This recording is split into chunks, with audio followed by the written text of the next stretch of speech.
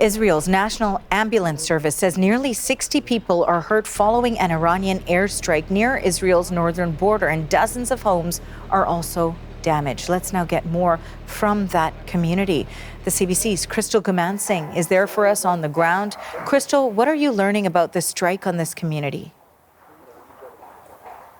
Well, Arthi, Zarzir was hit with a direct strike by an Iranian missile that, according to not only emergency services that were here very, very early this morning, but Israel Defense Forces as well. This is an area, and we can show you a little bit, the impact location just over my shoulder is where the actual missile struck. That goes down about 1.5 meters or so. People on the site here tell us that there was a family in the home that is sort of one of the main ones that was hit. About 3 or 4 homes right in this area have some sort of damage, but the main damage is to this one house. We're told there were 6 people inside at the time, 2 adults as well as 4 children. People here tell us that the family was in their safe room. They did get in there in time, but after that impact, there was an explosion. There was a lot of fire to deal with, and emergency services had to put out the fire before they could get in to try to help the family. There have been a couple dozen people who were injured. Injuries not necessarily severe, but of course the majority of those injuries are because of debris, flying glass. This site is quite spectacular if you consider the fact that no one was killed in this attack. Israel's President Isaac Herzog and his wife were here a little bit earlier in the day.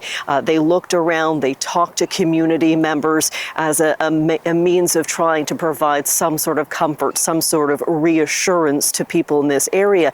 You have to keep in mind this location is so close to the Lebanese border that people here are not only at risk of incoming Iranian missiles, but also any sort of projectiles being fired from Lebanon, the Iranian proxy group Hezbollah.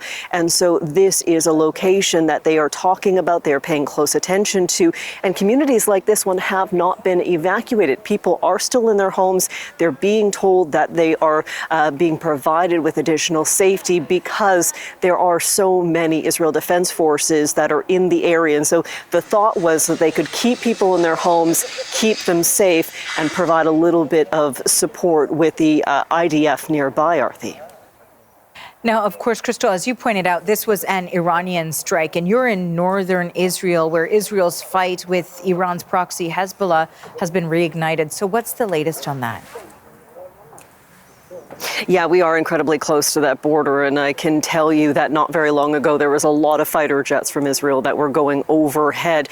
We know that just a short while ago, Israel Defense Forces put out a statement saying that they will be thickening and deploying more forces in the northern border sector to be carrying out additional regular reinforcements. They are adding to those. We also saw a lot of heavy equipment on the highway as we were coming up here north. So they are growing more concerned about these northern communities. They are adding additional forces as we see a lot of attacks ongoing in Lebanon, Arthi.